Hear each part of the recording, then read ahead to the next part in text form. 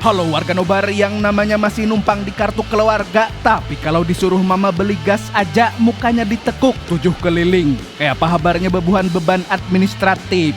Kembali lagi bersama Mang Tobi, sang pengangguran profesional yang kali ini akan membawakan drakor yang dipenuhi psikopat sadis. Menceritakan tentang satu keluarga yang kelihatannya harmonis dan sederhana, tapi ternyata masing-masing anggota keluarganya memiliki kemampuan di luar Nurul yang dijamin akan membuat kalian melongo. Series ini cocok banar gasan mengisi waktu luang pian yang membosankan. Daripada bengong gak jelas, mending menebak siapa sebenarnya penjahat asli di antara orang-orang bermuka polos ini. So, tanpa berlama-lama lagi, siapkan mata, telinga, dan anu-anuan kalian semua. Mari kita nobar dan inilah Family Matters. Drama dibuka dengan momen flashback di mana pada tahun 96 sebuah batalion pelatihan khusus berdiri dengan konsep yang di luar Nurul sebab pasukannya adalah para bocil ingusan. Pemimpinnya adalah seorang wanita dingin yang meminta dipanggil ibu. Lalu dia menegaskan bahwa mereka berada di sana karena telah dibuang oleh orang tua dan masyarakat. Dia juga memperingatkan bahwa tidak ada yang boleh berpikir untuk kabur. Di tengah barisan, seorang bocil perempuan dengan tato huruf X di dadanya menyerap semua ancaman tanpa ekspresi. 탈출에 성공할 수도 없겠지만 행여 성공한다고 해도 바깥 세상은 더 큰 고통만 기다릴 뿐이니까. Kemudian cerita melompat ke masa kini. Pada suatu malam, sebuah mobil melaju sambil memutar radio yang memberitakan tentang seorang pembunuh berantai bernama Dumpeloper.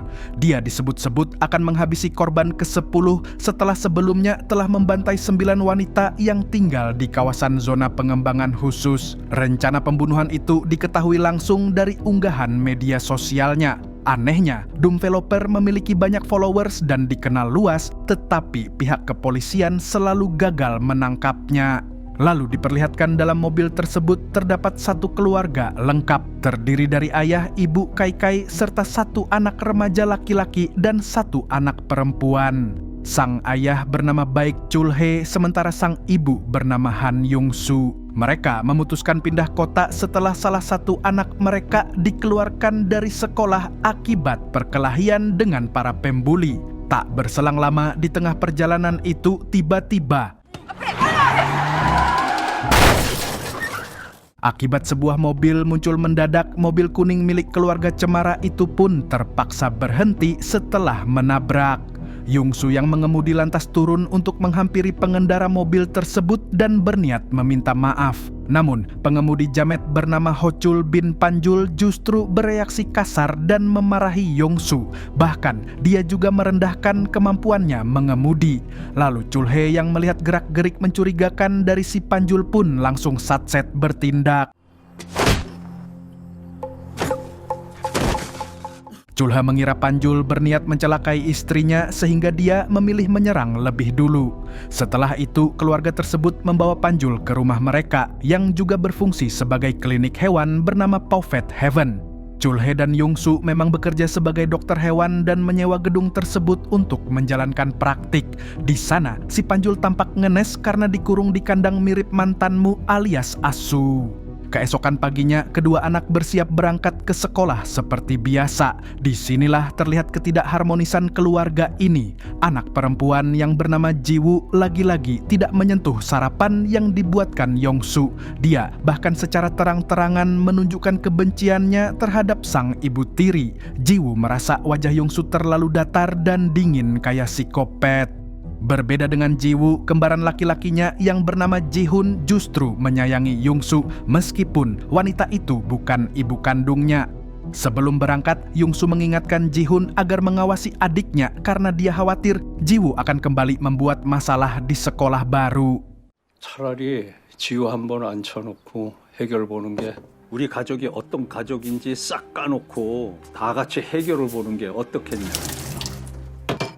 Sesampainya di sekolah, Ji-hun langsung disambut oleh seorang pentolan sekolah bernama Jo Kyu-tae. Si jamet sudah mengetahui bahwa Ji-hun adalah siswa baru, maka dia langsung mengajak Ji-hun ke atap sekolah. Tapi di tempat itu, Ji-hun justru dikeroyok oleh anggota gengnya Kyu-tae.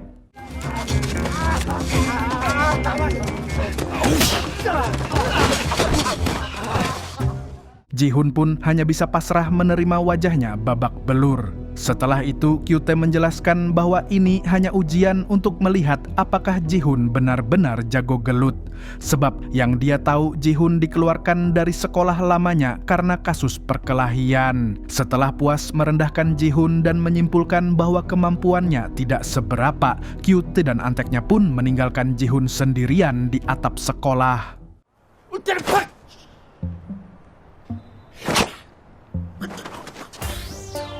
그냥 찐따인가? Kemudian Kyu-tae bersama teman-temannya masuk ke sebuah kelas. Tanpa rasa bersalah, Kyu-tae langsung memotret wajah Ji-woo yang tertidur di mejanya. Ji-woo pun terbangun dan spontan mencekal tangan Kyu-tae. Dia lalu meminta foto itu dihapus, tetapi Kyu-tae justru tertawa meremehkan. Dengan penuh kejametan, Kyu-tae menegaskan bahwa Ji-woo harus menuruti semua perintahnya karena dia adalah ketua geng di sekolah tersebut. Seolah belum cukup, sepulang sekolah Kyu-tae memperlihatkan foto Ji-woo yang telah diedit menjadi gambar dengan busana tak senonoh. Tapi menurutnya, editan tersebut belum sempurna dan Ji-woo wajib patuh jika tidak ingin foto itu disebarkan ke media sosial.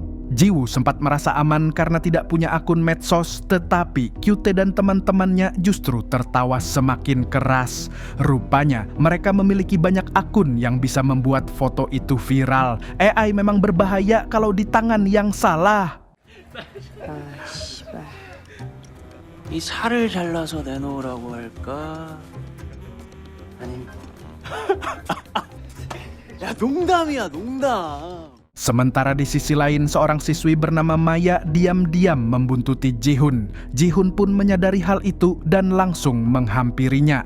Maya lalu memberitahu bahwa Ji-woo sedang berada dalam bahaya karena pergi ke markas gengnya Kyu-tae. Maya kemudian memperlihatkan ponselnya. Sontak Ji-hoon terkejut melihat foto Maya yang telah diedit jadi konten 18+ lengkap dengan pesan ancaman. Maya menjelaskan bahwa Kyu-tae bukan sekadar pembuli biasa, melainkan sudah seperti predator berkedok murid teladan. 저 규태 그 새끼 사람 아니야. Maya juga bilang kalau Kyu-tae kerap mengambil foto siswi secara diam-diam lalu mengeditnya, dan Maya adalah salah satu korbannya. Awalnya hanya sebatas ancaman, tetapi kemudian Kyu-tae memaksa mereka untuk benar-benar berfoto icik-kiwir. Lebih parahnya lagi, ada yang sampai dipaksa melayani om-om micet. Jika menolak, maka foto editan akan diviralkan ke internet. Sementara itu, Ji-woo yang datang sendirian ke markas Kyu-tae kini mengaku kalau dia dikeluarkan dari sekolah lama akibat gelut dengan pembuli. Pengakuan itu pun membuat Kyu-tae terkejut karena selama ini dia mengira yang berkelahi adalah Ji-hoon. Untuk membuktikan kebenaran gosip tersebut, Ji-woo lantas menantang Kyu-tae agar memukul lebih dulu. 때리냐 빨려나. Awalnya Ji-woo tampak pasrah, namun pada pukulan ketiga situasi tiba-tiba berbalik. Ternyata Ji-woo memang suhunya gelut. Dia bahkan dengan mudah membuat Kyu-tae tumbang hingga jatuh terduduk di kursi roda lalu semaput. Teman-temannya pun takjub melihat kejadian itu. Lantas Young-suk mencoba menyerang Ji-woo dengan botol, akan tetapi melihat Young-suk juga tumbang, dua teman lainnya pun langsung membawanya kabur, meninggalkan Kyu-tae terkapar tanpa perlindungan. Di saat bersamaan, Ji-hoon dan Maya tiba di lokasi. Tapi Maya yang panik melihat Kyu-tae pingsan langsung buka melarikan diri. Sementara Ji-hoon meminta adiknya membawa Kyu-tae pulang dan menyerahkan penyelesaian masalah tersebut kepada ibu mereka. Di tempat lain, seorang pemilik restoran yang kita panggil saja Paijo sedang makan bersama makelar bernama Busri dan suaminya. Gongnya di sini adalah Busri diam-diam berselingkuh dengan Paijo. Dari hubungan gelap itu, mereka memiliki seorang anak, yaitu Kyu-tae. Selama ini ketiganya punya bisnis busuk, yaitu berpura-pura menjadi jemaat gereja yang taat dan mendekati Pastor Myung-han dengan dalih pembangunan gereja yang megah. Padahal tujuan sebenarnya adalah untuk menguasai tanah milik gereja tersebut. 성전 부지라고 구라쳐서 산 건물들 죄다 우리 이름으로 걸어놨으니까 이 얼마나 아름다운 할렐루야니. 할렐루야, 아멘이지. 아멘. Setelah tanah berhasil dikuasai, mereka berencana membangun restoran, klub malam, dan kasino. Namun rencana itu mulai terancam karena munculnya isu pembunuh berantai dumpeloper yang membuat proyek pembangunan terpaksa ditunda. 여기 진짜 오야붕이 누군지 확실히 알게 해줄게.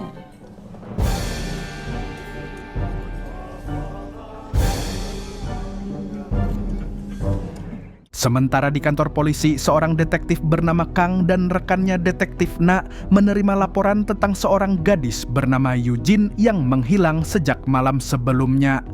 Ponselnya ditemukan di jalur pendakian Gunung Kumsuk, sementara rekaman CCTV menunjukkan bahwa Eugene diikuti oleh seorang pria.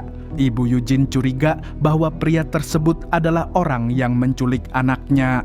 Lantas detektif Kang langsung menyelidiki TKP di Gunung Kumsuk. Di sana dia menemukan potongan kabel tai berwarna putih. Temuan ini membuatnya yakin bahwa Eugene menjadi korban dumpeloper karena ciri khas pembunuh berantai tersebut adalah memotong kabel tai yang mengikat tangan korban. Selain itu ditemukan pula bercak darah dan sebuah gelang di sekitar lokasi. Namun ketika temuan itu dilaporkan ke kepala polisi, beliau malah tidak dipercaya. Menurutnya potongan kabel tai itu bisa saja hanya sampah biasa. 됐으니까 넌 그냥 네 정신줄이나 꽉 잡고 사세요. Sementara di klinik hewan, Pastor Myung-han datang membawa seekor anjing dan meminta Yungsu memeriksa kondisinya. Dari percakapan singkat mereka, Chulhe menyadari bahwa bangunan yang mereka tempati ternyata merupakan salah satu aset milik gereja. Lalu malamnya setelah melakukan pemeriksaan, kondisi anjing itu ternyata dipenuhi luka bekas kekerasan. Yongsu pun bingung apakah Pastor Myung-han benar-benar tidak tahu atau hanya pura-pura tidak tahu bahwa anjingnya sering dipukuli. Tak berselang lama, Ji-hoon dan Ji-woo masuk ke klinik sambil membawa Kyu-tae. Mereka kemudian menjelaskan semua perbuatan bejatnya Kyu-tae. Setelah itu, Ji-hoon meminta Yongsu untuk turun tangan menyelesaikan masalah ini sebelum ada korban berikutnya. Beberapa saat kemudian, Yongsu menyalakan musik lalu menyetel kamera untuk merekam apa yang akan dilakukannya terhadap Kyu-tae. Sedangkan Ji-hoon dan Ji-woo duduk di kursi memperhatikan kegiatan ibunya dalam diam. 뭘 상상했든 훨씬 더 끔찍할 테니까 똑똑히 봐도. Sementara itu, Kyu-tae sudah terbaring di atas meja operasi dengan tangan dan kaki terikat. Dia lalu ditampol sampai sadar dan seketika panik setengah mati. Kemudian Yongsu menjelaskan dengan tenang ala psikopat bahwa dia akan mengambil daging paha Kyu-tae seberat 1 kilogram tanpa pembiusan. Dan Kyu-tae akan tetap dibuat sadar agar bisa menikmati rasa sakitnya. Meski begitu, penderitaan yang dirasakan Kyu-tae tak sebanding dengan luka batin para gadis yang mentalnya telah dia hancurkan. Setelah itu, Yongsu pun langsung memulai aksinya. 거거든?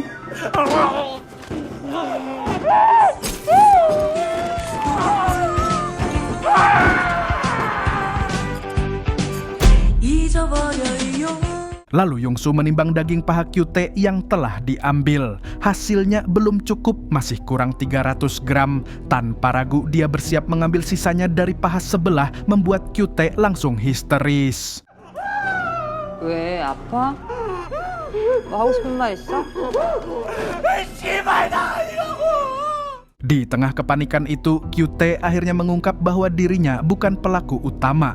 Semua pengeditan foto, pemerasan, dan penyebaran di internet ternyata dikendalikan oleh ketua OSIS yang bernama Jae-gon. Mendengar pengakuan tersebut, Yongsu langsung menghentikan aksi brutalnya. Daging paha yang tadi dipotong dikembalikan ke tempat semula lalu dijahit dengan rapi. Melihat pahanya yang rusak secara visual, Kyu-tae pun syok berat sampai semaput.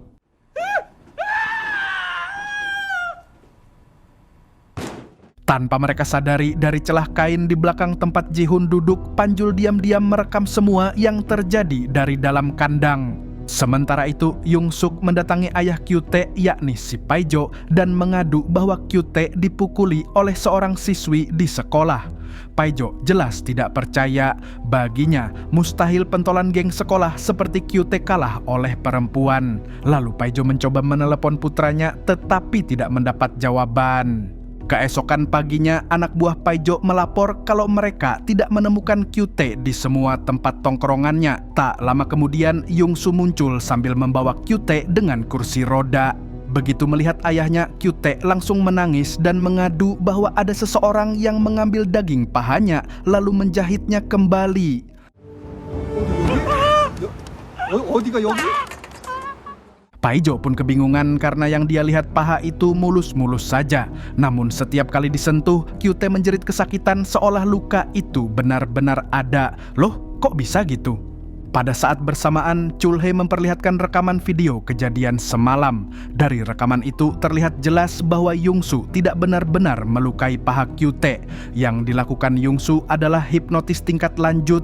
Teknik ini disebut brain hacking, yaitu metode interogasi ekstrim yang mampu mendominasi otak, jiwa, bahkan ingatan seseorang. Bukan hanya Kyute yang terhipnotis, tetapi juga Ji-hoon, Ji-woo, dan Panjul yang saat itu berada di kandang.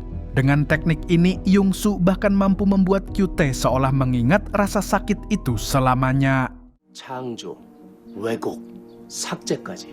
그러니까 기억을 완전히 지울 수도 있고 영원히 남길 수도 있어. Kembali ke Yung Soo yang kini bercerita dengan mengarang kronologi kejadian. Dia menyebut bahwa Kyute dan putrinya berkelahi di sekolah, lalu dia berusaha mendamaikan keduanya. Tapi karena sudah larut, maka Kyute menginap di rumahnya. Yung Soo bahkan melebih-lebihkan ceritanya, menyebut Kyute ngompol saat menginap dan terbangun dengan keyakinan bahwa pahanya terluka. Dia bilang reaksi itu wajar mengingat Kyute adalah anak yang cupu dan rapuh akibat kurang kasih sayang sejak kecil. Mendengar itu, Paijo terdiam sambil mengenang saat Kyute masih balita dan tumbuh tanpa perhatian orang tua. Tapi dia tak percaya sebab selama ini Kyute dikenal sebagai pembuli, bukan anak lemah seperti yang digambarkan. 그러니까 지금 우리 애한테 장애가 있다는 거예요? 딱 그렇다는 건 아닙니다. 제가 의사도 아니고. Keesokan harinya saat berangkat sekolah, Ji-woo bertanya kepada Ji-hoon tentang pendapatnya terhadap Yung Soo. Tapi meskipun sudah mengetahui keahliannya, Ji-woo mengaku tetap membenci Yung Soo. Alasannya karena ibu tirinya itu melarang mereka memiliki buku tahunan sekolah, foto keluarga, laptop, HP, dan media sosial. Dan yang paling membuat Ji-woo tidak nyaman adalah wajah Yung Soo selalu tenang, bahkan saat melakukan hal-hal ekstrim. Di mata Ji-woo, Yung Soo tetaplah seorang psikopat. Singkat cerita, saat jam istirahat, Ji-hoon memberitahu Maya bahwa dia tidak bisa menghapus seluruh foto editan yang terlanjur tersebar di internet. Namun, dia sudah menanam malware. Jadi siapapun yang mencoba membuka atau menyebarkan foto-foto tersebut, akunnya akan otomatis terblokir. Maya pun takjub, ternyata Ji-hoon termasuk golongan murid jenius yang jago IT. 너 사이코가 아니라 천재구나. Lalu kita beralih ke Ji-woo yang sedang di atap sekolah untuk menemui Jae-gon, si ketua OSIS. Di sini, Jae-gon mengungkapkan kalau dirinya lah yang mengendalikan sekolah tersebut. Tentu saja berkat orang tuanya yang berduit dan memiliki kekuasaan. Jae-gon lalu mengajak Ji-woo bekerja sama. Sebagai iming-iming, dia memberikan sebuah flash disk berisi rekening atas nama Ji-woo dalam bentuk mata uang kripto, lengkap dengan janji penghasilan tetap setiap bulan. Tiba-tiba Ji-hoon muncul dan menyuruh Ji-woo untuk menerima pemberian Jae-gon. Setelah disepakati, Jae-gon kemudian pergi meninggalkan si kembar berduaan. 어쩌려고? 어쩌기는 이 학교를 완전히 지배해야지. 야이씨. Sementara itu, Paijo menemui Bu Sri di gereja. Dengan bisik-bisik dia menceritakan bahwa Kyute semalam pergi ke klinik hewan milik Yung Soo dan pulang dalam kondisi aneh. Bu Sri pun terkejut mendengarnya. Kebetulan dia dan Pastor Myung-han berencana mengunjungi klinik tersebut untuk melihat perkembangan anjing milik sang pastor. Bu Sri lalu berjanji akan menyelidiki klinik itu secara langsung. Tak lama kemudian, Busri dan Pastor Myung-han tiba di klinik hewan milik Chul-hae dan Yung-su. Setelah basa-basi singkat, Busri langsung masuk ke ruangan tempat anjing Pastor Myung-han dirawat. Yung-su menjelaskan bahwa anjing itu harus menginap beberapa hari lagi karena lukanya cukup serius. Sementara itu, Busri mengamati ruangan hingga perhatiannya tertuju pada sebuah kandang yang tertutup kain. Seketika Chul-hae langsung panik karena di sanalah Panjul dikurung. Namun, Busri yang curiga terus memaksa untuk membuka kain itu.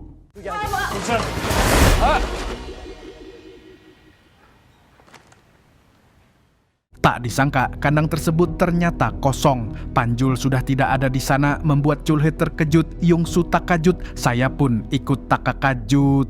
Sementara itu, Detektif Kang dan Detektif Na memeriksa rekaman CCTV di jalan sekitar Gunung Kumsuk. Dari rekaman tersebut, mereka menemukan dua kendaraan yang mencurigakan. Yang pertama adalah sebuah mobil van berwarna kuning milik keluarga Yung-su. Yang kedua adalah mobil sedan milik Panjul yang selama ini disembunyikan di samping klinik hewan. Temuan ini seharusnya menjadi pintu masuk penyelidikan yang lebih dalam. Namun, polisi lain sudah lebih dulu menangkap pria bernama Dong Min yang diduga kuat sebagai pelaku penculikan Lee Yujin. Berdasarkan rekaman CCTV, Dong Min terlihat mengikuti Yujin di jalur pendakian Gunung Kumsuk. Namun Detektif Kang tidak sepenuhnya yakin karena gerak-gerik Dong Min terlihat janggal. 일단 그거부터 묻고 얘기하자. Dong Min tampak seperti berkebutuhan khusus dan diketahui tidak mampu mengendarai mobil. Jadi, tidak mungkin Dong Min bisa membawa tubuh Yujin tanpa kendaraan. Saat diinterogasi, Dong Min menjelaskan bahwa dirinya mengikuti Yujin karena gadis itu menjatuhkan ponselnya. Niatnya hanya ingin mengembalikan ponsel, tapi Yujin malah ketakutan dan mengira Dong Min berniat jahat. Di saat itulah seorang pria tiba-tiba muncul dan mengaku mengenal Yujin. Dan pria tersebut tidak lain adalah si Panjul. Setelah Dong Min menjauh, Yujin berterima kasih karena merasa telah diselamatkan. Namun kejanggalan muncul saat Yujin menyadari bahwa Panjul mengetahui namanya. Bukannya memberi penjelasan, Panjul justru melakukan hal ini.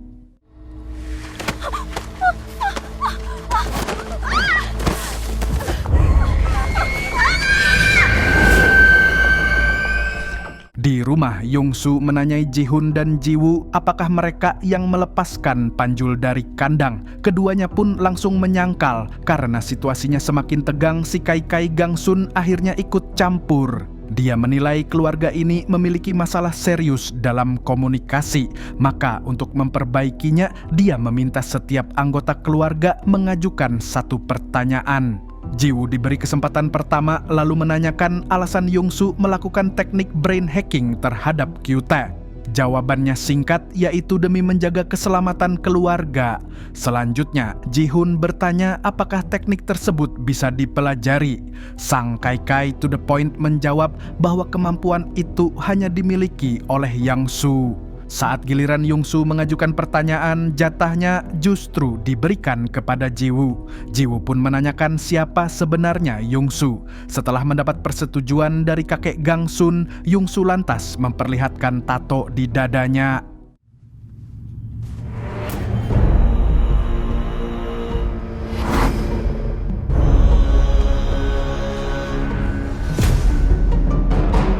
Chul-hae dan Kai Gang-sun pun turut menunjukkan tato mereka.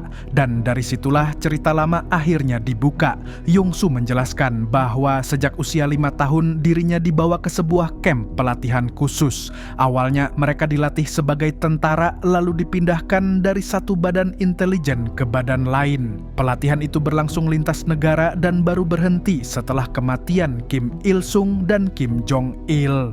Mereka dijuluki mata-mata sekaligus pemecah masalah. Tugas mereka bukan sekadar mengumpulkan informasi, tetapi juga memberi jawaban untuk orang-orang berkuasa dan menyiksa siapapun yang dianggap pantas disiksa. 부르는 말들은 많았지만 정식적인 이름은 없었고.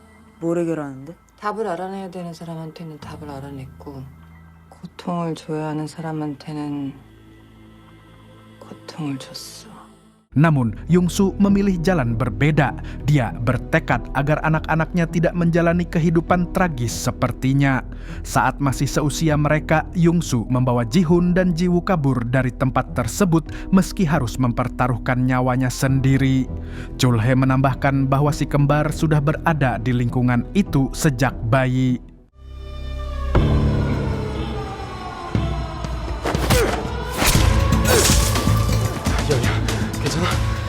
괜찮아. 아무래도 아버지한테 문제가 생긴 것 같아. 일단 너 먼저 출발해. 철수야. 안 돼. 넌 내가 다치지 않게 끝까지 지켜줄 거야.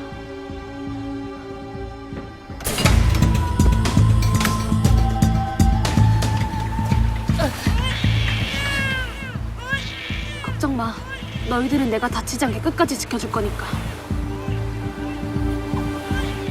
Dan pelarian ini otomatis membuat seluruh keluarga menjadi buronan.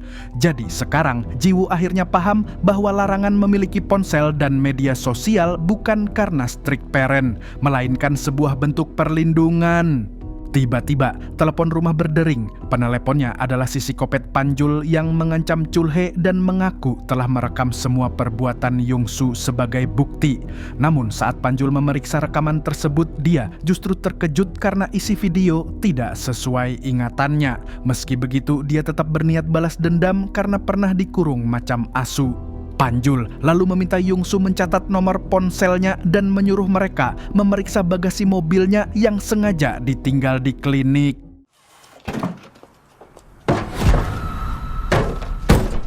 당신 촉이 맞았네? 다행히 말만 싸가지 없이 하는 놈이 아니었어. Rupanya, di dalam bagasi terdapat mayat seorang gadis yang tak lain adalah Yujin. Kemudian, Yungsu pun langsung menelepon Panjul lagi. Si Jamet mengira jebakannya berhasil membuat keluarga Chul-hae panik. Nyatanya, Yungsu justru tetap santuy sehingga Panjul tampak kecewa berat. Dalam kemarahannya, Panjul akhirnya mengaku telah membunuh 10 wanita dan menyebut dirinya sebagai dumpeloper. Namun, Yungsu malah menutup telepon setelah merespon singkat dan membuat Panjul terheran-heran. 당신이 그 인간이라고? 아니야, 그럴 리가 없어. 그럴 리 없다니. 뭐야, 이 생뚱맞은 리액션. Seluruh keluarga kemudian berkumpul untuk membahas apa yang harus dilakukan terhadap jasad Yujin. Kakek Gangsun lalu mengusulkan agar mayat tersebut diserahkan ke kantor polisi. Oleh karena itu, mereka pun bekerja sama membersihkan mobil dari seluruh sidik jari. Namun kendala lain muncul karena mesin mobil tidak mau menyala. Dalam situasi terdesak, mereka kemudian mengenakan kostum badut agar wajahnya tidak terdeteksi kamera saat mendorong mobil sampai kantor polisi. 원래 선행은 고행이야. Keesokan paginya, seorang polisi terheran-heran melihat sebuah mobil terparkir di depan kantor. Saat bagasi dibuka, ditemukan secari kertas bertuliskan bahwa wanita tersebut adalah korban pembunuhan dan diminta untuk dikembalikan kepada keluarganya. Berita penemuan mayat Yujin pun langsung disiarkan di televisi, termasuk rekaman CCTV yang memperlihatkan sekelompok orang berkostum hewan mendorong mobil di tengah malam. Setelah menonton berita itu, Ji-woo dan kembarannya pun segera berangkat sekolah. Dan untuk pertama kalinya, Ji-woo menghabiskan sarapannya, membuat Yungsu akhirnya tersenyum puas. Kai Gangsun pun ikut senang dan mengatakan bahwa harta yang paling berharga adalah keluarga. Namun, Yungsu tiba-tiba mengungkap bahwa bukan Ji-hoon atau Ji-woo yang melepaskan Panjul dari kandang. Dia tahu kalau pelaku sebenarnya adalah Kai Gangsun sendiri.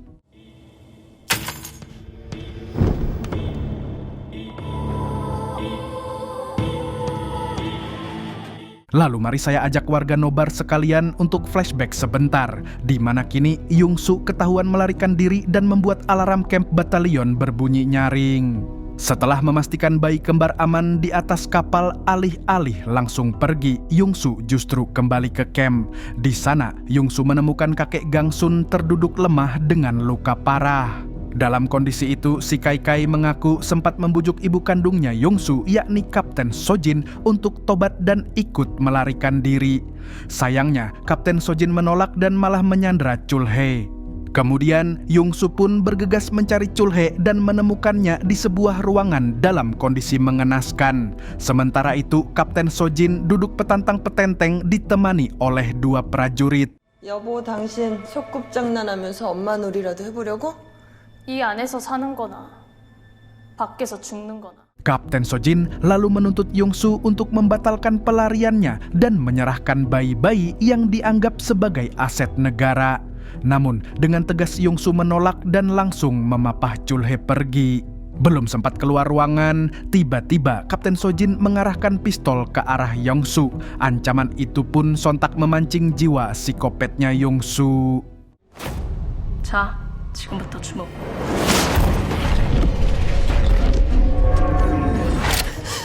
Begitu Yongsu mengambil posisi siaga, seluruh orang di ruangan itu pun langsung terhipnotis. Sementara pistol di tangan Kapten Sojin berbalik mengarah ke kepala lalu ke mulutnya sendiri.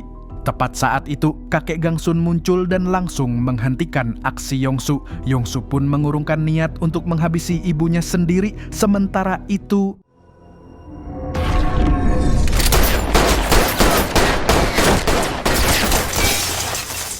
kemudian Yongsu, Chul-hye, dan kakek Gangsun bergegas meninggalkan ruangan. Sementara Kapten Sojin naik pitam dan bersumpah akan memburu mereka beserta bayi kembar itu.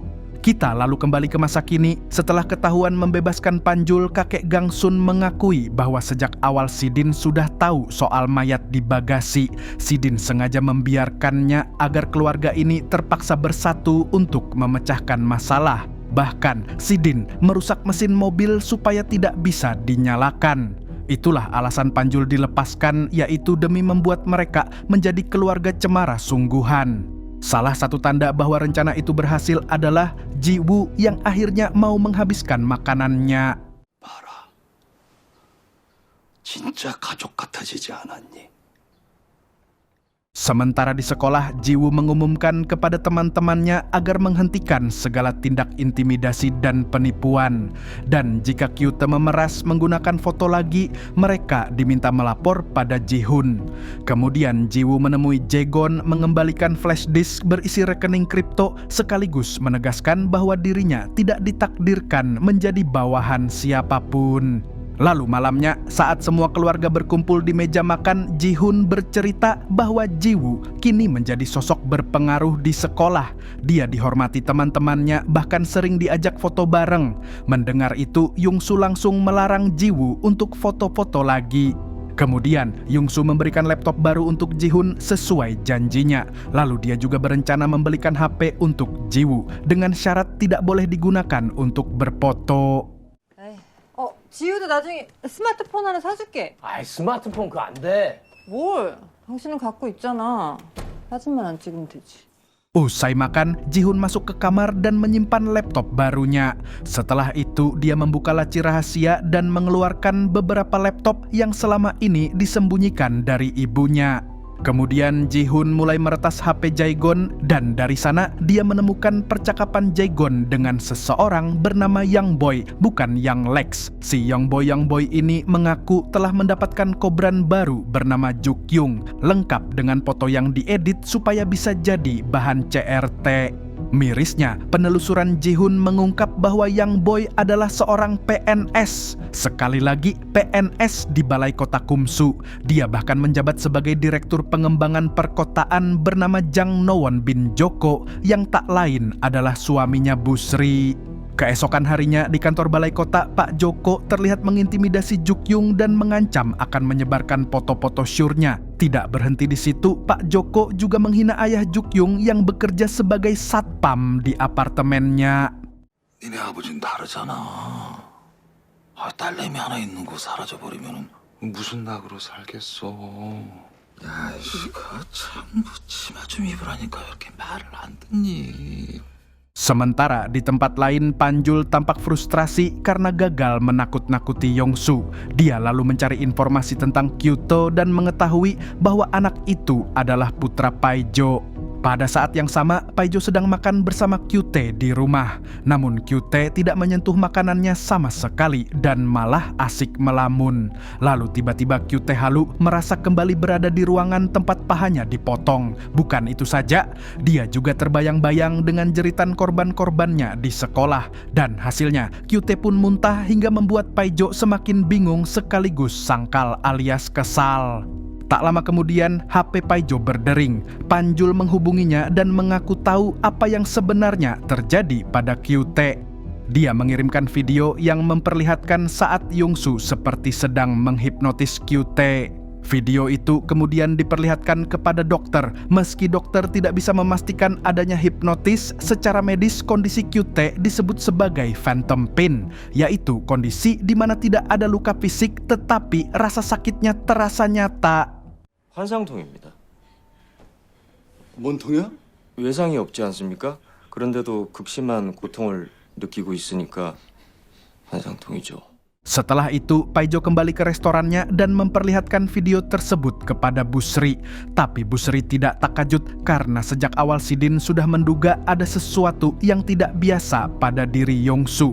Lalu tiba-tiba QT datang menggunakan kursi roda. Sontak Busri syok melihat kondisi anaknya, sementara QT langsung mengeluh kesakitan dan keduanya pun menangis bersama.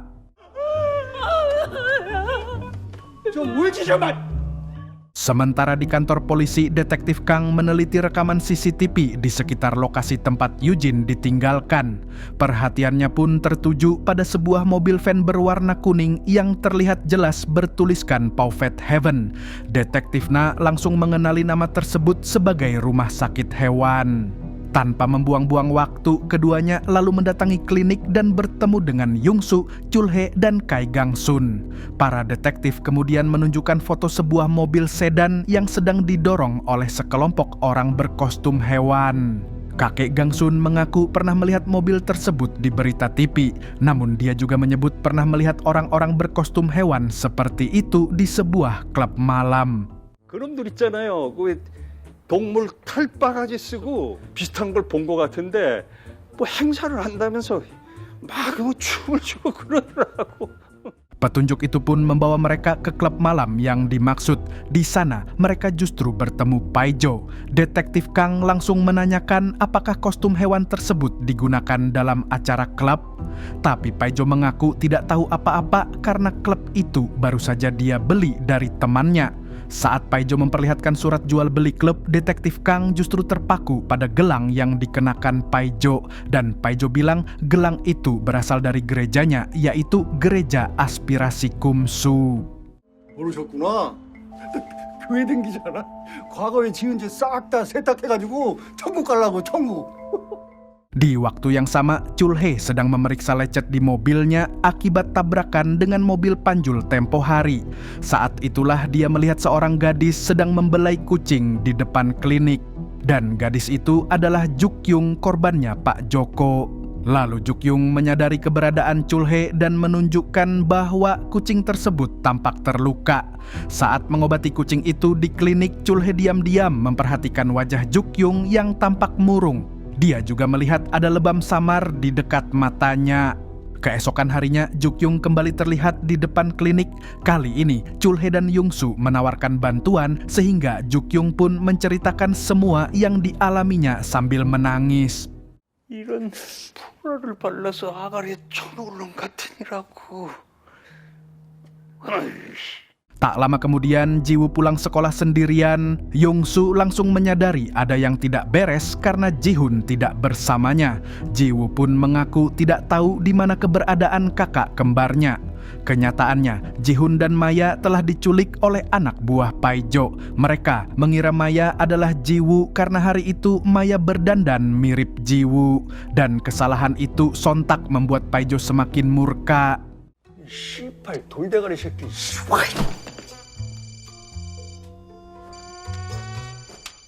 Saat Paijo hendak melampiaskan amarah pada anak buahnya, tiba-tiba ponselnya berdering. Ternyata Yongsu yang menelepon dan menanyakan keberadaan putranya. Maka Paijo mengakui bahwa Jihun ada padanya lalu meminta Jiwoo dan orang tuanya datang karena ada urusan yang harus diselesaikan. Setelah mendapatkan alamat tersebut, Yongsu meminta Chulhe segera menuju lokasi Paijo. Sementara itu, dia akan membantu Jukyung untuk menghadapi Pak Joko. Singkat cerita, Yongsu lalu mendatangi kamar hotel tempat Pak Joko menginap. Dan begitu pintu terbuka, inilah yang dilakukan olehnya. Di tempat lain, Chulhe tiba di lokasi Paijo dan mendapati Jihun serta Maya terikat pada sebuah tiang. Paijo terlihat kecewa karena Chulhe datang sendirian. Dia berharap Yongsu dan Jiwoo juga muncul agar dendamnya lebih lengkap. Oleh karena itu, Chulhe kemudian meminta izin untuk menelepon istrinya. Dengan mode loudspeaker, Yongsu memastikan Jihun tetap tenang dan menyerahkan semuanya pada sang ayah. Namun, ada batasan yang tetap diingatkan, yaitu tidak ada yang boleh mati dan cukup dibuat seperti tarik-tarikan nyawa sama malaikat maut. Setelah panggilan berakhir, Chulhe pun langsung memakai sarung tangannya dan mengambil posisi siap. Lalu, pergelutan pun akhirnya dimulai.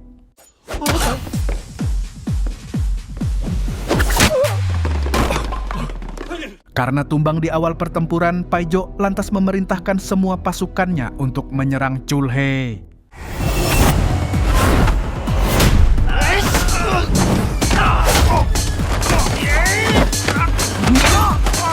Meski kalah jumlah, tapi anak buah Paijo berhasil dibantai habis padahal Chulhe hanya menggunakan satu tangan. Namun, situasi bertambah mencekam ketika Paijo mengancam akan melukai Maya dan Jihun jika Chulhe tidak menyerah. Maka Chulhe memberi isyarat khusus pada Jihun, yang berarti sudah waktunya bagi Jihun untuk mempraktikkan ilmu bela diri yang dia miliki.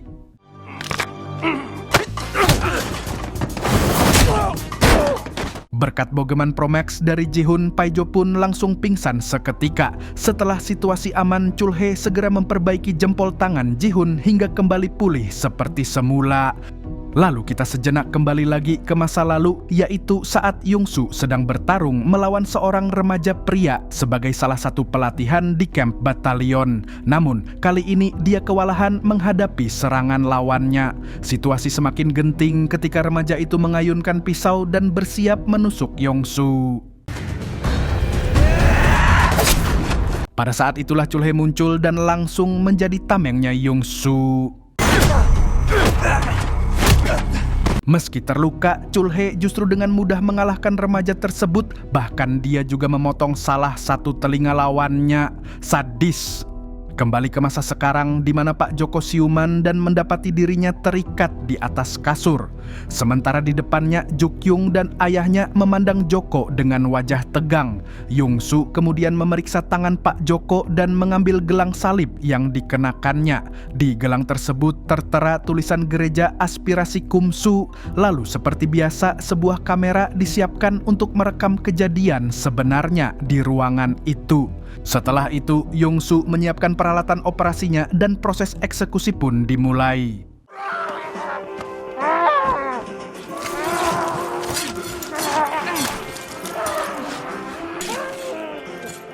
Begitu Yongsu selesai, di pandangan Jukyung dan ayahnya tubuh Pak Joko tampak bersimbah darah. Namun di layar kamera kondisinya terlihat baik-baik saja dan sekali lagi Yongsu menggunakan teknik brain hacking.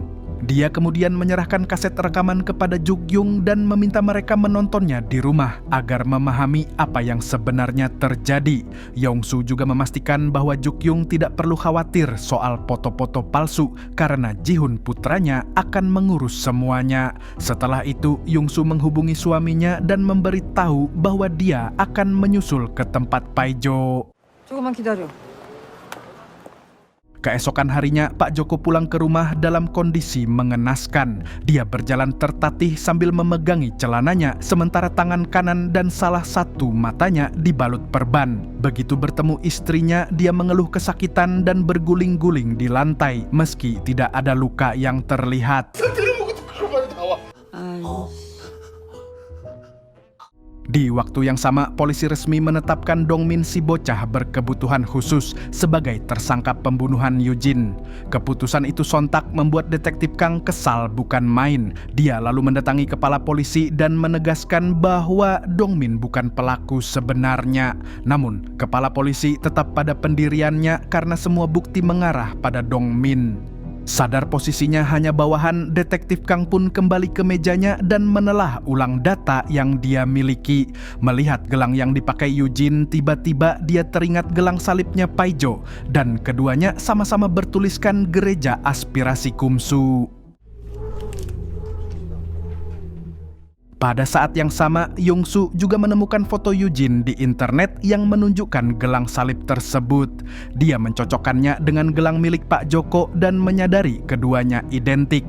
Tanpa menunda-nunda, Yong-su pun bergegas menemui Pastor Myung-han. Saat Yong-su pergi, Chul-hye menghampiri kakek Gang-sun dan mengusulkan agar mereka berdua saja yang menangkap dumpeloper alias Panjul. Si Kai-kai pun setuju dan langsung menghubungi si Panjul. Mereka mengirimkan foto barang bukti berupa palu yang digunakan Panjul untuk membunuh Eugene. Setelah memberi kata-kata ancaman, kakek Gang-sun pun segera memutus sambungan. Panjul pun seketika ketar-ketir dan bertekad menghabisi Kai Gang-sun beserta keluarganya.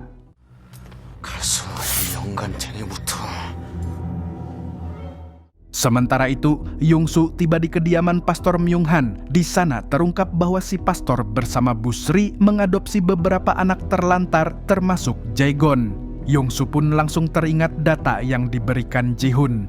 Dari data itu diketahui bahwa Jae-gon mengirimkan nama medsos para gadis kepada Pak Joko. Lalu Pak Joko mendapatkan data pribadi para gadis tersebut dari sistem kantornya dan mengirimkannya kembali ke Jae-gon. Dari situlah sindikat pemerasan dimulai. Kemudian, Yong-su menyerahkan bukti-bukti itu sekaligus memperlihatkan gelang salib milik Pak Joko. Dia heran mengapa hampir semua orang bermasalah di kota ini memakai simbol yang sama. Pastor Myung-han lalu bilang bahwa gelang tersebut memang dikenakan seluruh jemaat. Namun Yong-su menambahkan kalau korban pembunuhan di Gunung Kumsuk juga memakai gelang yang sama. 십자가의 길을 따라 살면 거기가 천국이라 하셨는데 지옥만도 못해 보이네요. Saat menunggu bis untuk pulang, Yong-su kembali teringat dengan percakapannya bersama Ji-hun tempo hari. Ji-hun pernah bertanya mengapa ibunya selalu menangis setiap kali menggunakan teknik brain hacking. Yong-su menjelaskan kalau rasa sakit yang dirasakan korban berasal dari pikirannya sendiri, sehingga apapun yang dirasakan korban dia juga ikut merasakannya. Itulah konsekuensi dari teknik tersebut. Karena alasan itu pula Yong-su melarang Ji-hun untuk menempuh jalan yang sama. Lalu setiap selesai menggunakan brain hacking, Yong-su selalu memaksa dirinya tersenyum, yaitu agar anak-anaknya tidak tahu bahwa dia juga menanggung rasa sakit.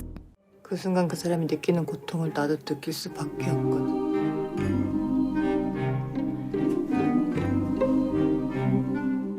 Sementara di sekolah, Jae-gon mendapat informasi dari Young-suk bahwa QT resmi di DO dan menutup seluruh akun media sosialnya. Young-suk juga melaporkan bahwa si kembar benar-benar tidak memiliki jejak digital, bahkan alamat rumah mereka pun tidak diketahui. Mendengar hal itu, Jae-gon justru melihat peluang. Dia mulai memikirkan cara membuat akun media sosial palsu untuk Ji-hun dan Ji-woo, lengkap dengan foto keluarga buatan. 이왕이면 가족 사진으로. Di tempat lain, Pastor Myung-han berkunjung ke kediaman Bu Sri. Sidin takajud melihat tangan dan mata Pak Joko dibalut perban. Namun menurut Bu Sri, bukan tubuh suaminya yang sakit, melainkan jiwanya. Tak lama kemudian, Pastor Myung-han menyerahkan data kejahatan Pak Joko terhadap para gadis. Data itu merupakan bukti pemerasan yang sebelumnya diberikan oleh Young-su. Selain itu, Pastor Myung-han juga menanyakan keterlibatan Pak Joko dalam pembunuhan Eugene. Pak Joko lalu bersumpah bahwa dia tidak membunuh siapapun. Bu Sri pun membelanya dan mengatakan bahwa pelaku pembunuhan sudah ditangkap polisi. Namun Pastor Myung-han justru menegaskan bahwa pelaku sebenarnya belum tertangkap. Dan informasi itu dia dapatkan dari dokter hewan yang membuat Pak Joko berada dalam kondisi seperti sekarang.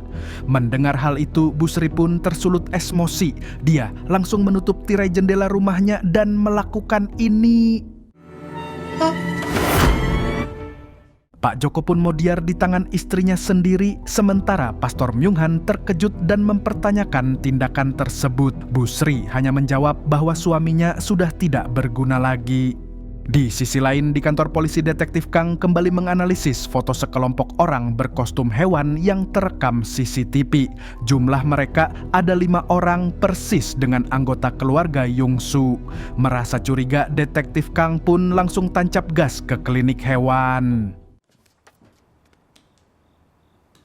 Di klinik tersebut, Detektif Kang menemui Chulhe dan menyampaikan kecurigaannya, yaitu bahwa keluarga itu adalah pihak yang mendorong mobil berisi mayat Yujin ke kantor polisi. Chulhe berpura-pura tidak memahami maksud perkataan tersebut. Namun sebelum pembicaraan berlanjut, tiba-tiba Panjul datang dan melilitkan kabel tai ke leher anjingnya Chulhe. Melihat aksi tak berperi kehewanan tersebut, sebagai polisi yang gercep satset, Detektif Kang meminta Panjul melepaskan anjing Pomeranian tersebut. Namun, Panjul justru mengeluarkan pisau dan mengancam akan membunuh si anjing jika mereka mendekat. Di tengah itu, Chulhe memberi aba-aba pada si anjing dan inilah yang terjadi berikutnya.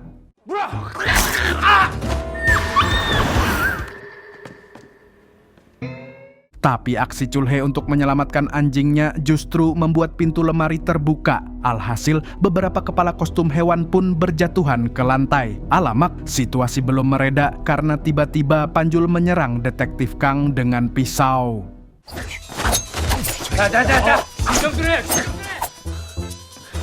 Saat Panjul mencoba melarikan diri, untungnya Jihun tiba tepat waktu dan langsung membuatnya KO dalam satu tinjuan. Tak lama kemudian Jiwoo dan Yongsu muncul dan di saat bersamaan Kai Gangsun memukul leher Detektif Kang hingga pingsan. Begitu klinik hewan itu kembali tenang, Yongsu langsung bertanya bagaimana Jihun bisa menjatuhkan Panjul hanya dengan satu pukulan. Padahal selama ini Jihun dikenal tidak bisa berkelahi. Saat menatap suaminya, disitulah Yongsu mulai curiga kalau Chulhe diam-diam telah mengajarkan bela diri pada Jihun. 해결할 문제가 또 생겼네. Setelah itu, Yongsu memperlihatkan berita di koran tentang pembunuhan di zona pengembangan. Dia curiga kalau pelakunya berasal dari kamp batalion khusus karena di bawah tulang selangkah korban terdapat tulisan angka Romawi 7. Menurut Yongsu, ada kemungkinan semua ini adalah ulah ibunya untuk memancing dirinya keluar. Terlebih lagi, pembunuhan tersebut terjadi di kota-kota yang pernah mereka tinggali. Chulhe kemudian meminta Yongsu tidak khawatir dan menyatakan kesiapannya untuk turun tangan jika memang kecurigaannya terbukti benar. Namun Yongsu menolak. Dia menegaskan bahwa jika ini tidak ada hubungannya dengan keluarga mereka, maka dia akan menyelesaikannya sendiri. 우리 지훈이 지우보다 중요한 건 없어. 3 bulan sebelumnya, Yongsu menerima sebuah paket berisi foto-foto korban yang dibunuh oleh dumpeloper. Yongsu pun takjub ketika melihat foto dirinya sedang memeluk Jiwoo yang masih kecil. Foto itu diambil beberapa tahun lalu saat Jiwoo sempat hilang di taman hiburan. Dan sejak saat itu, Yongsu menyadari bahwa pembunuh berantai tersebut memiliki hubungan langsung dengan keluarganya. Sementara di masa kini, Detektif Kang siuman dalam kondisi terikat di kursi, sementara Panjul dikurung lagi di dalam kandang. Saat itu, Chulhe mengakui kalau keluarganya lah yang membawa jasad Yujin ke kantor polisi. Kemudian, dia membongkar bahwa pelaku yang sebenarnya adalah si Panjul. Setelah mendengar rekaman pengakuan Panjul, Detektif Kang lantas memperhatikan kaki Panjul dan melihat sebuah gelang salib. Padahal saat ditanya, Panjul mengaku beragama Buddha, jadi tidak pernah ke gereja. Hal itu membuktikan bahwa Panjul memang yang membunuh Yujin dan mengambil gelangnya. Lalu dia menjadikan keluarga Chulhe sebagai kambing hitam. Tak lama kemudian, Chulhe dan Kai Gangsun akhirnya membuka ikatan Detektif Kang. Lantas, kakek Gangsun menyampaikan permintaan maaf sambil menyerahkan palu yang digunakan Panjul untuk membunuh Yujin. Seketika itu juga, Detektif Kang pun langsung naik pitam. 나와 이 개새끼야! 아우씨. Namun, Yongsu menegaskan bahwa masalah ini belum selesai. Panjul memang membunuh Yujin di Gunung Kumsuk, tetapi dia bukan pembunuh berantai sebenarnya. Yongsu kemudian menyerahkan foto-foto seluruh korban kepada detektif Kang. Dan untuk mempercepat pemahaman, Yongsu menggunakan hipnotis dan mentransfer ingatan tentang kehidupannya di batalion khusus ke dalam pikiran detektif Kang. 자, 지금부터 주목. Dari sana, detektif Kang memahami bahwa anak-anak di batalion itu disiksa melalui eksperimen dan pelatihan ekstrim. Kemudian, Yongsu kabur bersama bayi kembar dan pihak batalion mengirim developer untuk memburunya. Dan ternyata, yang dimaksud target ke-10 developer adalah Yongsu, karena dialah anak nomor 10 yang mendapat tato angka Romawi 10. Sementara Panjul akhirnya mengaku bahwa semua pembunuhan yang dia lakukan merupakan perintah langsung dari developer. 개발이. Maka dari itu, detektif Kang langsung menahan Panjul atas kasus pembunuhan di Gunung Kumsuk. Setelah itu, detektif Kang berniat mendokumentasikan keluarga Yongsu bersama kostum hewan sebagai bagian dari barang bukti. Tapi Yongsu meminta dipoto tanpa flash karena Jiwoo sensitif terhadap cahaya. Detektif Kang pun menuruti dan langsung memotret keluarga tersebut. Namun, Yongsu menangkap Jiwoo tetap memejamkan mata setiap kali kamera diarahkan kepadanya. 하나, 둘, 셋. Beberapa saat kemudian, di kamar Jihoon dan Jiwoo, keduanya membicarakan peristiwa pemotretan tadi. Untuk pertama kalinya, mereka menyadari bahwa larangan berfoto selama ini, yaitu karena cahaya flash membuat Jiwoo tidak tahan. Jihoon lalu menyimpulkan bahwa selama ini Yongsu hanya berusaha melindungi Jiwoo. Saat itu juga Jiwoo terdiam dan mulai menyesali sikap buruknya terhadap Yongsu. Di tempat lain, kini Busri menemui Paijo di restorannya. Lalu Paijo memberitahu bahwa QT telah dimasukkan ke rumah sakit jiwa. Namun sebelum pembicaraan berlanjut, Busri tiba-tiba teringat pada Yongsu yang membuat anaknya jadi sakit mental. Paijo pun seketika membara, menyadari masih ada dendam yang harus dibalas. Lalu dia berdiri dari kursinya, tetapi seketika darah mengalir dari perutnya. Sontak Paijo panik dan kesakitan, sementara Busri kebingungan melihatnya.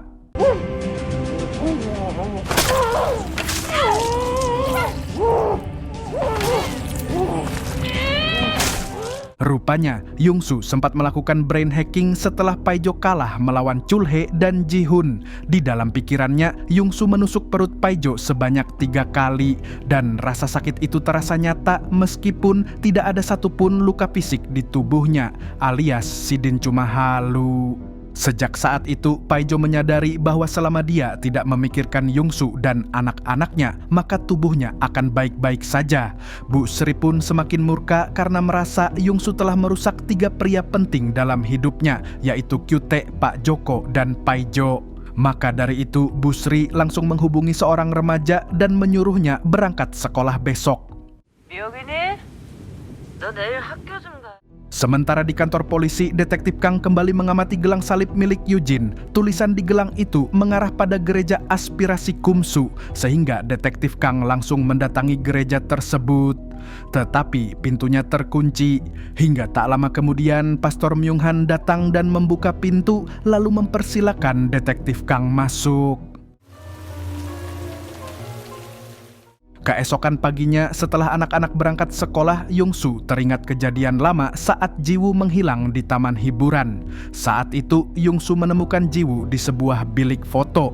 Sementara cahaya flash kamera menyambar bertubi-tubi hingga Jiwoo bertingkah seperti kerasukan. Dalam kepanikan, Yongsu teringat pesan Kapten Sojin bahwa Jiwoo harus melihat darah agar sadar kembali. Maka Yongsu langsung memecahkan kaca di bilik tersebut dan melukai tangan kirinya. Benar saja, begitu melihat darah, Jiwoo pun langsung sadar dan menangis.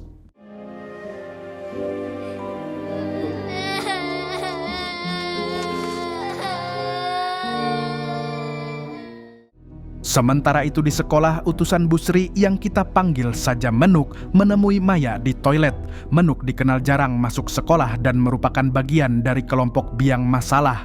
Tepat saat itu Jiwu datang dan Menuk langsung menuduhnya sebagai orang yang telah menghajar Kyute. Maka kemudian Menuk menantang Jiwu untuk gelut di samping sekolah. Di sana Menuk mengeluarkan pisau dan langsung menyerang duluan. Sesuai dugaan, dengan mudah Jiwu bisa membalik keadaan. Tak lama kemudian, Jaegon dan antek-anteknya muncul. Jaegon lalu menyarankan agar mereka membangun koneksi, bukan malah saling bermusuhan. Dia lalu memperlihatkan akun medsos palsu milik Jihun dan Jiwu yang telah dia buat. Jaegon juga mencurigai keluarga Jiwu dan menuduh mereka sebagai buronan. Tanpa peringatan, Jaegon pun mengeluarkan ponselnya dan memotret Jiwu dengan cahaya flash secara bertubi-tubi.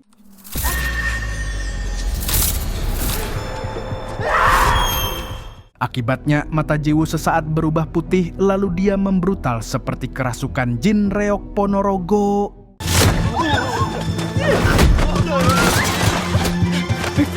Untungnya Jihun datang tepat waktu dan langsung menyadarkan Jiwu.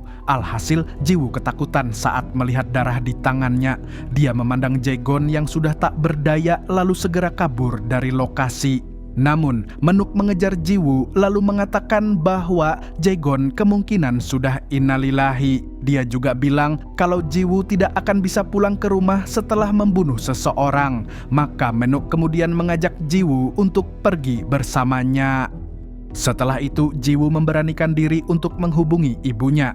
Usai menerima telepon tersebut, Yongsu segera menemui Chulhe dan kakek Gangsun. Dia menyampaikan bahwa Jiwu baru saja menelepon dan mengaku telah membunuh seseorang. Sementara itu, Jiwu berada di sebuah rumah singgah yang ternyata menjadi markas anak-anak asuhnya Busri.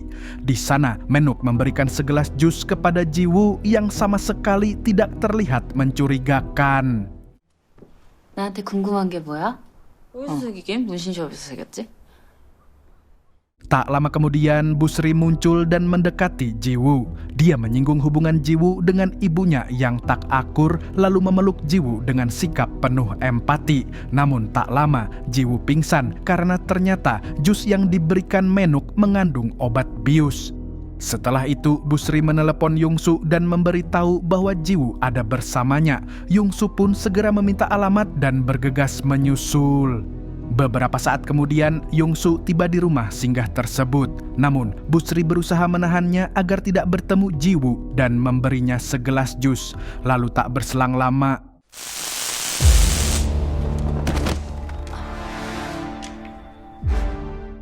sementara di rumah, Chulhe mulai gelisah karena Yongsu tak kunjung pulang. Tak lama kemudian, Jihun datang bersama Maya. Kakek Gangsun lantas bertanya tentang kabar anak yang sempat dihajar Jiwu.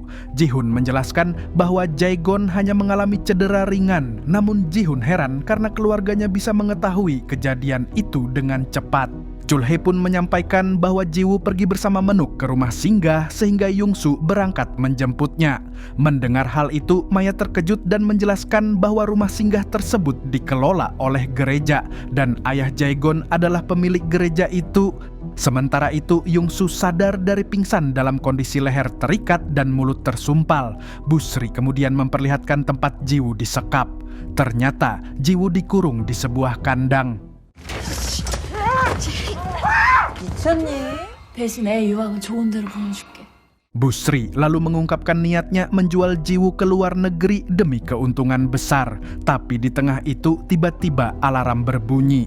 Menuk pun segera menyalakan monitor dan terlihat Chulhe, Jihun, dan Maya berada di luar rumah. Kemudian Menuk membuka pintu dan berbohong bahwa Yongsu sempat datang dan telah menjemput Jiwu. Tapi Chulhe tidak percaya. Dia memperhatikan sekeliling rumah dengan seksama lalu mengajak Jihun dan Maya pergi sambil menunggu momen yang tepat. 가자. Sementara di tempat penyekapan, Busri mulai bercerita tentang kisah hidupnya sendiri. Salah satunya adalah tentang kehamilan yang terpaksa dilanjutkan meski dia dan Paijo sama-sama tidak siap menjadi orang tua. Saat bayi itu beranjak balita, Bu Sri diam-diam memasukkannya ke dalam koper lalu dibuang ke danau. Ketika Paijo panik karena anaknya hilang, Bu Sri mengambil seorang anak dari panti asuhan dan mengklaimnya sebagai anak mereka. Dan anak itu adalah Kyute. Setelah pengakuan tersebut, Bu Sri lalu menyiksa Yongsu, memotretnya dan mengirimkan foto itu kepada Paijo. Begitu melihat foto tersebut, Paijo pun merasa senang sekaligus puas. Tidak di situ saja siksaannya. Beberapa saat kemudian, dengan tak berperi kemanusiaan, Bu Sri menggantung tubuh Yongsu.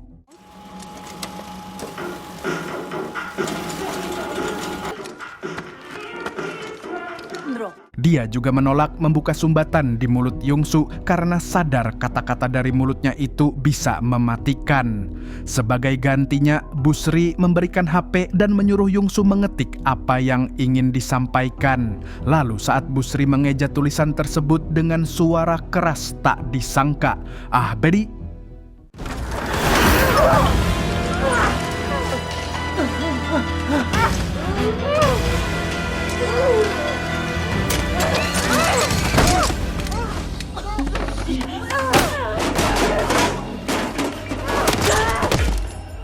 Naasnya, Yongsu justru berakhir terkapar, membuat Jiwoo yang menyaksikan kejadian sadis itu pun langsung histeris di tempat.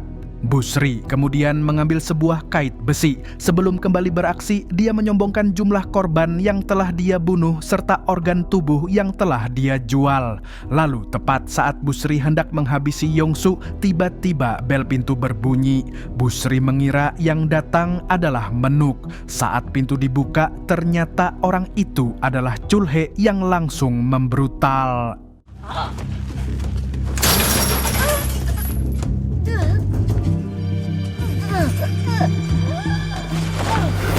Begitu Bu Sri dapat dilumpuhkan, Chulhe pun segera menyelamatkan Yongsu. Setelah itu, dia mengambil pisau dan memutus urat kaki Bu Sri agar tidak bisa berkutik lagi. Chulhe lalu membuka kandang tempat Jiwoo dikurung.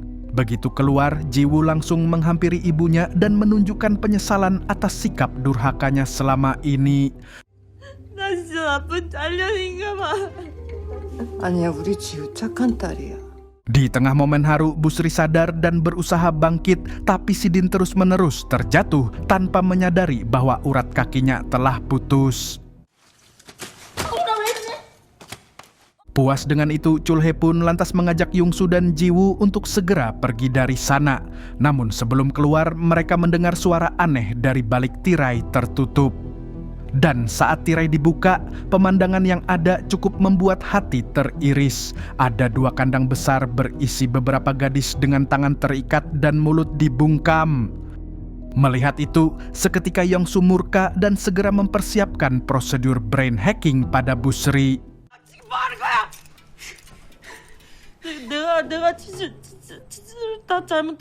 Ketika tubuh Bu Sri sudah terikat di atas meja, Yongsu menanyakan siapa saja yang mengetahui tanggal pasti kepindahan keluarganya ke kota Kumsu. Dari situ terungkap bahwa Pastor Myung-han lah yang memberitahu Bu Sri. Di saat yang sama, Bu Sri juga membongkar bisnis haram yang selama ini disembunyikan di balik penggalangan dana pembangunan gereja. Dia mengakui bahwa awalnya pastor hanya dimanfaatkan sebagai tameng dan akan dijadikan kambing hitam. Namun pada akhirnya dirinya sendiri yang terjebak dan menjadi korban dari permainan tersebut. Setelah mendengar pengakuan itu, Yongsu lantas mengambil palu besi pemecah es. Dia ingin memastikan Bu Sri merasakan siksaan yang akan terus menghantuinya. 겨우 이 정도로? 자, 지금부터. Lalu di rumah saat Yongsu tidur, tiba-tiba dia memimpikan kalung yang dipakai Simbok, anjingnya Pastor Myung-han. Dia pun lantas menghampiri si anjing dan memeriksa bandul kalungnya. Kakek Gangsun yang ikut memperhatikan kemudian menarik bandul tersebut dan membukanya. Rupanya di sana tersembunyi alat penyadap suara sehingga si Kai-Kai pun langsung menghancurkannya.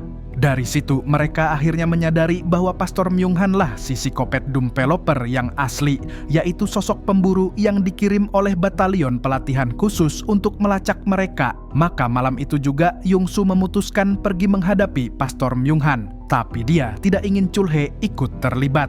Lalu demi memastikan suaminya tidak menyusul, Yong-su menyuntikkan obat bius ke leher Chul-hae. Dia ingin Chul-hae tetap hidup agar bisa menjaga anak-anak mereka.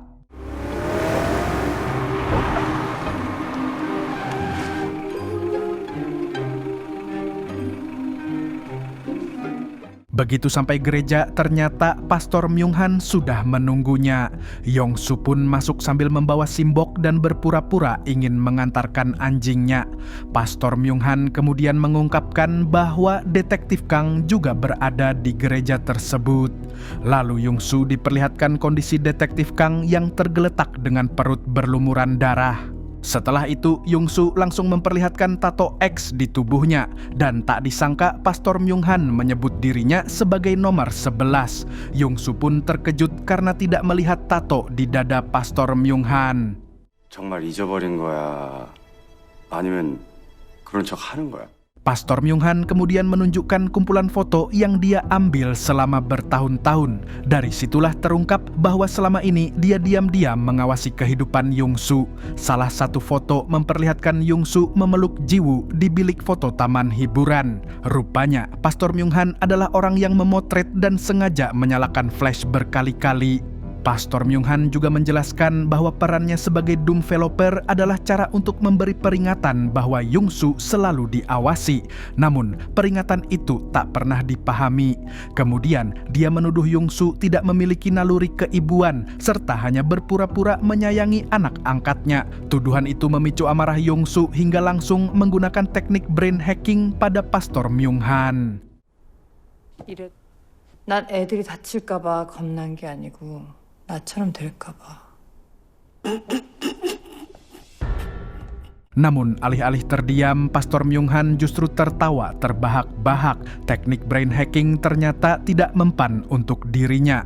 Pastor Myung-han lalu menyibakkan rambutnya, memperlihatkan salah satu daun telinga yang sudah lenyap, dan di balik bekas telinga itu terukir tato Romawi angka 11. Dari situ, ingatan lama Yong-su kembali muncul. Dia teringat bahwa Chul-hae adalah orang yang memotong telinga Pastor Myung-han saat mereka masih berada di kamp batalion khusus.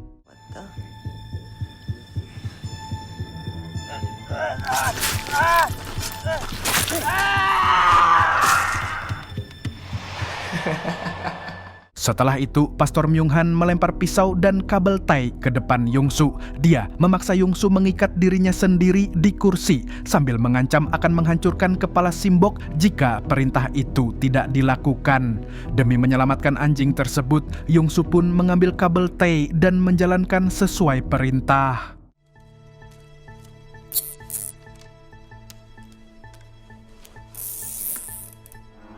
이제 신복이 놔줘. Sementara itu di rumah, Chul-hae siuman dan seketika langsung panik mengetahui Yong-su sudah pergi. Dan karena si Kai-kai menahannya untuk pergi, dengan terpaksa Chul-hae melakukan ini.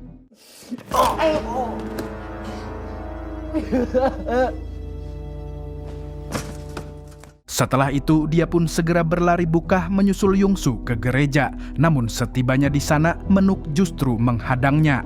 Di sini, Menuk menangis lalu bersungguh-sungguh meminta maaf atas kejadian di rumah singgah. Tapi sesaat kemudian, Chul-hae pun sangat takjub karena tak menyangka si Menuk akan menyerangnya. Setelah itu, Menuk langsung pergi meninggalkan Chul-hae yang ambruk seketika. Di sisi lain di rumah, Jae-gon tiba-tiba menelepon Ji-woo dan menantangnya berduel. Ji-woo menerima tantangan tersebut lalu meminta izin kepada kakek Gang-sun untuk pergi bersama Ji-hun. Sang kakek tidak menghalangi karena tahu Ji-woo akan tetap pergi meskipun dilarang. Singkat cerita, Jiwoo dan Ji-hoon tiba di arena bermain yang mirip pasar malam. Di sana, Jae-gon sudah menunggu dan Ji-woo pun langsung bersiap untuk berkelahi. Akan tetapi, Ji-hoon menghentikannya karena dia tahu kekuatan Ji-woo terlalu berbahaya dan bisa berujung fatal. Oleh karena itu, dia berniat menggantikan Ji-woo berbekal latihan bela diri yang pernah dia jalani bersama ayahnya. Tanpa banyak bacot lagi, pergelutan pun akhirnya dimulai di salah satu wahana bermain.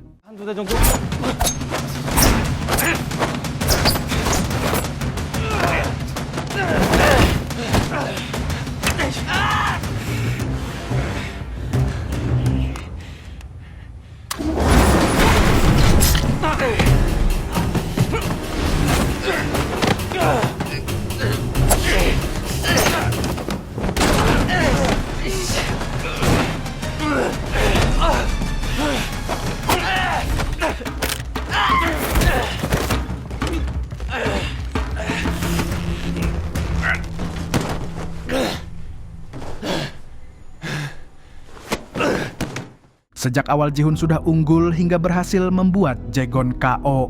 Tapi begitu menoleh ke arah Ji-woo, dia mendapati Menuk menyekap kembarannya dengan pisau sambil memikul kapak. Menuk mengungkapkan bahwa awalnya dia ingin langsung membunuh Ji-woo. Namun, Pastor Myung-han ingin melihat apakah mereka berhasil mengalahkan keluarga tersebut. 니들이랑 나, 우리 중에 누가 훈련을 제대로 받았는지, 각성을 한 게 누군지 평가하는 거. Selama ini, Pastor Myung-han melatih anak-anak di rumah singgah untuk membangkitkan kekuatan masing-masing. Maka Ji-hoon kemudian menyalakan senter dan mengedip-ngedipkan cahayanya ke arah Ji-woo, berharap kekuatan Ji-woo bangkit seperti sebelumnya. Namun nihil, Ji-woo ternyata sudah mampu mengatasi traumanya terhadap cahaya berkedip. Hal itu justru membuat Menuk kesal karena dia ingin melihat kekuatan Ji-woo yang sesungguhnya. Menuk lalu mendorong Ji-woo hingga terjatuh, dan tak disangka saat Ji-woo bangkit kekuatannya akhirnya muncul. Maka setelahnya pertarungan sengit pun tak terhindarkan.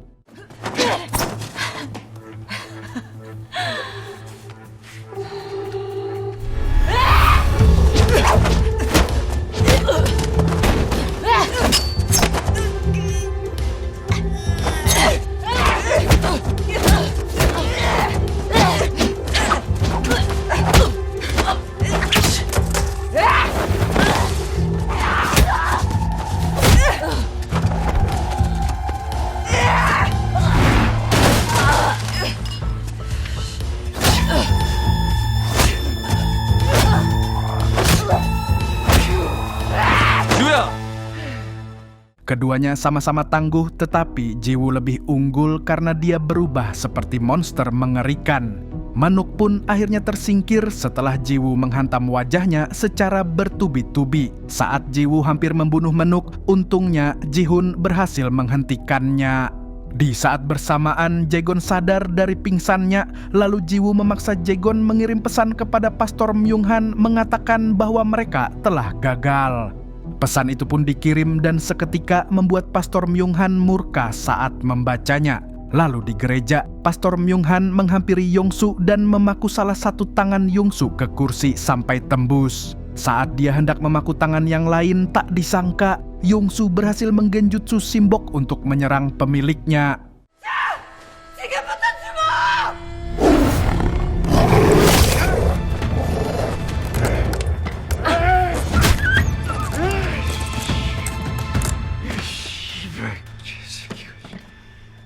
Serangan anjing itu sempat mengejutkan Pastor Myung-han, tetapi dengan jiwa psikopat yang biadab bin iblis, Pastor Myung-han pun menghabisi anjingnya sendiri. Anjing! Setelah itu, Yong-su akhirnya memahami tujuan sebenarnya Pastor Myung-han. Dia menyadari bahwa Pastor Myung-han hanya ingin membuktikan dirinya lebih unggul. Dia meniru kehidupan Yong-su, mengadopsi anak, memakai topeng pendeta, dan menjadi sosok malaikat hanya demi menyaingi dirinya. Tsunami fakta itu pun membuat Pastor Myung-han dilanda rasa malu sekaligus marah. Maka kemudian dia langsung bersiap menghabisi Yong-su.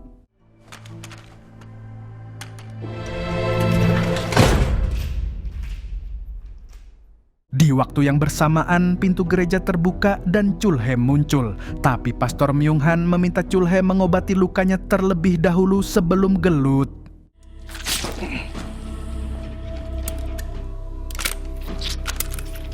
Setelah luka dijahit, keduanya pun langsung baiwan brutal.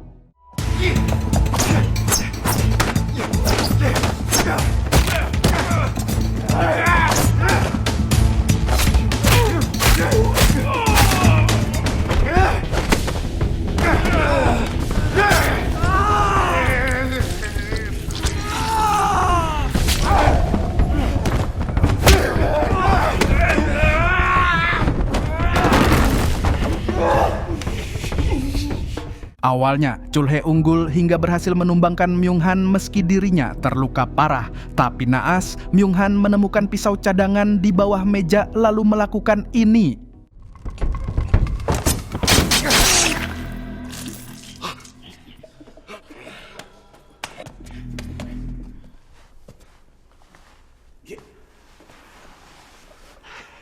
충분하게는 씨발. Alhasil, Chulhe pun berakhir roboh seketika. Melihat suaminya sakaratul maut, Yong-so lantas berusaha melepaskan ikatan di tangannya. Begitu berhasil, dengan cepat dia langsung menyerang si pastor gadungan.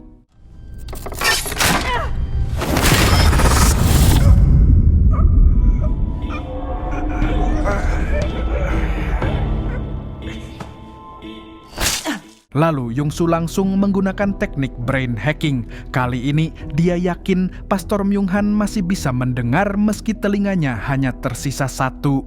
Dalam kondisi tergenjutsu, Pastor Myung-han melepaskan ikatan Yong-su. Setelah itu, dia dipaksa berjalan ke tembok dan memaku sendiri tangan serta kakinya. Begitu jentikan jari terdengar, kesadarannya kembali dan rasa sakit menghantamnya tanpa ampun.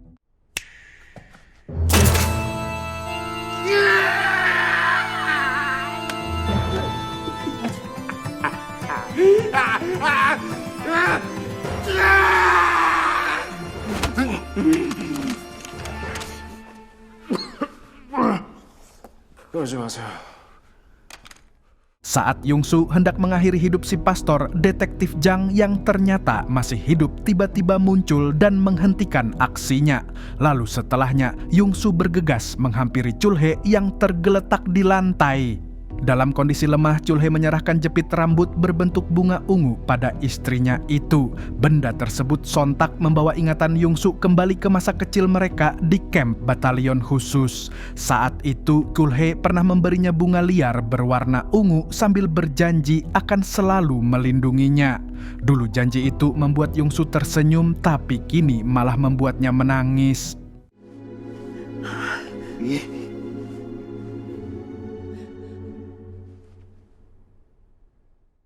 Beberapa saat kemudian, polisi tiba di gereja. Atas arahan detektif Jang, mereka menangkap developer yang disebut menyalip dirinya sendiri. Sedangkan keterlibatan Yong-su dan Chulhe sengaja dia tutupi. Sementara di rumah, kakek Gangsun masih berusaha membuka borgol yang dipasang Chulhe agar dia tidak ikut menyusul. Di tengah usaha itu, Paijo datang mencari Yong-su. Kakek Gangsun lalu mengatakan bahwa rumah sedang kosong. Tapi Paijo tidak peduli. Dia duduk di depan kakek Gangsun lalu menyuntik dirinya sendiri dengan obat yang bisa menghilangkan efek halu akibat brain hacking. Beberapa saat setelahnya, dia pun langsung melampiaskan dendamnya dengan melakukan hal ini. Dia kesal karena Yong-su telah membuat putra dan istrinya kehilangan kewarasan. Tapi kakek Gangsun tetap santuy berbicara kesana kemari sambil tangannya meraba tas di pinggang. Paijo sempat curiga, namun yang terlihat hanya tangan kosong. Lalu saat dia lengah, tiba-tiba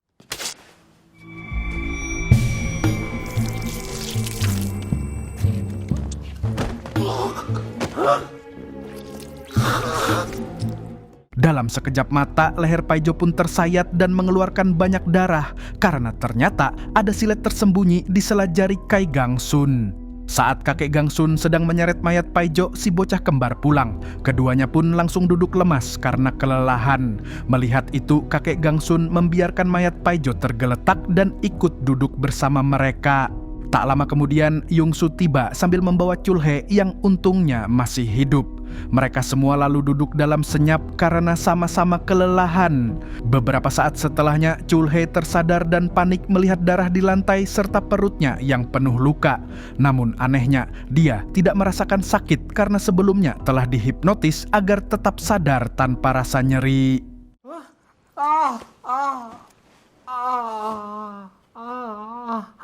이게 배가 아픈 게 아니고 배가 고픈 것 같은데? 창자에 구멍이 숭숭 났으니까 헛헛하겠지. Di tengah kekacauan itu, Chulhe justru merasa lapar. Jihun dan Jiwo pun merasakan hal yang sama sehingga Yongsu langsung beranjak untuk menyiapkan makanan. Saat Yongsu hendak ke dapur, tiba-tiba telepon berdering. Peneleponnya tak lain adalah Kapten Sojin, ibu kandungnya sendiri. Kapten Sojin mengungkap bahwa selama ini dia berada sangat dekat dan terus mengawasinya. Ucapan itu sontak membuat Yongsu terdiam. Dia lalu menatap wajah keluarganya satu persatu tanpa menyadari di luar rumah Kapten Sojin sedang berdiri di gedung sebelah dan memperhatikan mereka. 이 모든 게 전부 다 네 머릿속에서 나온 계획이었다고. 우리의 진짜 가족 계획. Dan drama pun tamat dengan digantung. Jadi pesan yang bisa dipetik dari drakor ini yaitu bahwa manusia bisa terlihat baik sambil melakukan hal paling kejam, seperti Myung Han yang memakai topeng agama hanya untuk menutupi kebusukan dirinya. Sedangkan kalian rajin nongkrong kayak banyak duit aja, padahal lagi cari mangsa buat pinjam 100. Segitu dulu dari Mang Tobi, sang pengangguran profesional yang sampai saat ini masih numpang di channel Kreana. Maaf ya warga nobar semua. Kalau begitu sampai jumpa di video selanjutnya. Mas Yono tuan rumah, passwordnya apa ya kalau di sini? Burung gondol pamit dulu. Terbanglah tinggi si burung kuntul, bawa mimpi ke ujung dunia. Di sana ada cahaya gemerlap menanti untuk kau jelajah.